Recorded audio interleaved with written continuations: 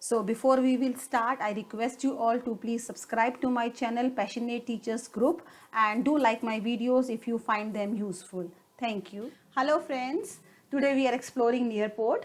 Now Nearport is a student engagement platform which is not only very effective but at the same time very interesting also. It helps you to organize your online classes as well as offline also, because you can share your classes both in online as well as offline mode with your students, and I am sure the students and you also are going to enjoy when you are conducting your classes through Nearport.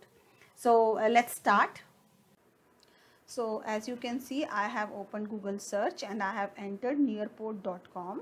Now the first website, which is student engagement platform, I need to click on it. So it gives me three different types of entry in the Nearport. One as a student, where I just need to have the class code. I don't need to sign up or log in for being a student in the class. For a teacher, I definitely need to log in the Nearport. So for that, first I need to sign up also. So, once you will click on sign up, it will ask you that with which email ID account you want to sign up on the Nearport. You can do it with the Microsoft account, or you can also do it with the Gmail account. Then once you have done that process, then you just need to log in every time. Then the third is the administrator, but right now we are focusing more on teachers. Now, as in my case, I have already signed up in the Nearport, so I am just clicking on login.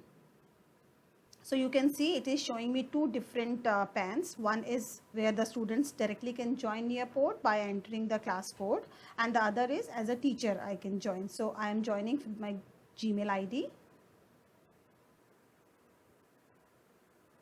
So you can see I am on my first page, home page of my account of Nearport. Now by default it always open with the My Library. Now My Library has the collection of all those lessons which I have already made in Nearport, and some of them I have used also in my classes. So all these are the lessons which I have created in Nearport, and I can have the reports of these classes also. If I have taken any class using this Nearport and that class has got certain set of activities which I have done with the students, so all that records are there in my reports. Then comes Nearport Library. Now Nearport Library is a collection of all those lessons which are open for all the teachers to explore, can use it in their own classes by customizing it. So they are just like templates given to you. So for example, I'm looking for grade 5 whatever lessons are available. So let's see, let's say I find place value. Okay, I use this.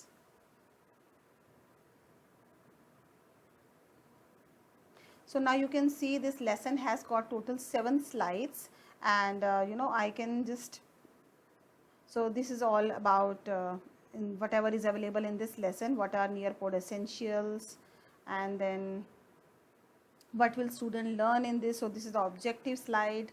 So you can always customize it, always can make changes in your slide. And then what does the bundle include? So all these things are there. Then you can say add to my library. So you can see all the 5 lessons of that series is being added in my library. Now one by one I can always go and can edit my lessons, or I can make the same lesson use in my class directly. Now this is all about the menu which is given here. Now these are some teacher resources which are available.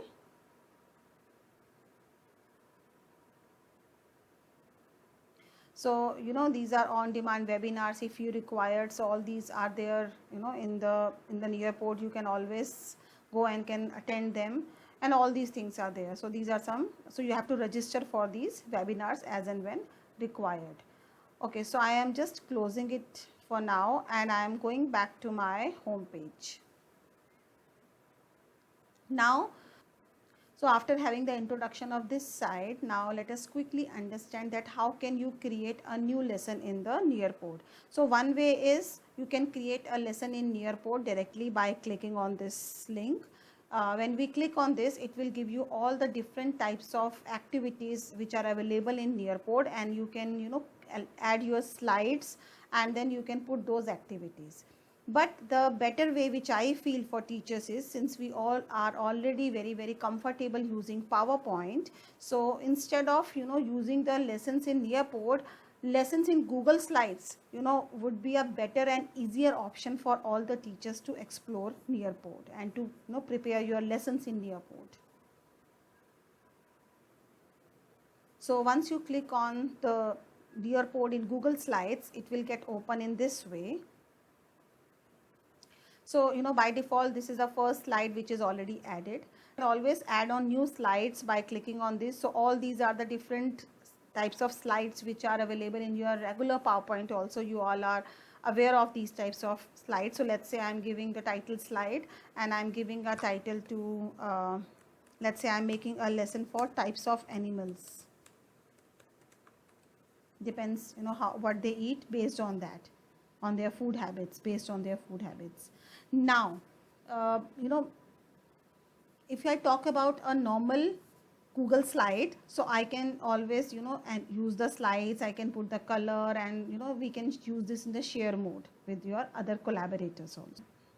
Now when I want to use the Nearpod with the Google Slides, in that case you have to go to add-ons. Now add-ons, you can see my Nearpod is already visible because I have already added it, but in your case, since it will not be there, you have to say get add-ons. The get add-ons, you have to enter here Nearpod. So when you will enter Nearpod, it will show you this. You have to click on install. In my case, it's already installed, so it is showing me installed. But in your case, it will show you the option of install. You have to click on it. Once you will do that, your Nearpod will get installed in your add-ons. And then next time you just need to click on Nearpod and you have to say open Nearpod. So you can see there is a slab for Nearpod is visible. It has got all those slide based activities which I can include in my PPT. So along with my normal slides, I can always have a slides with this activity base. Okay, so in today's video we have learned how to get started with Nearpod, then what are the different parts of Nearpod, and also how to use Google Slides with Nearpod, and how to get Nearpod in the Google Slides as add-ons. Now in the coming video I will be demonstrating you the usage of different activity slides which will make your lesson very interesting and effective. And then the last video for Nearpod will be the new feature, which is again a very interesting one. So that will be completing our Nearpod tutorial. Thank you so much.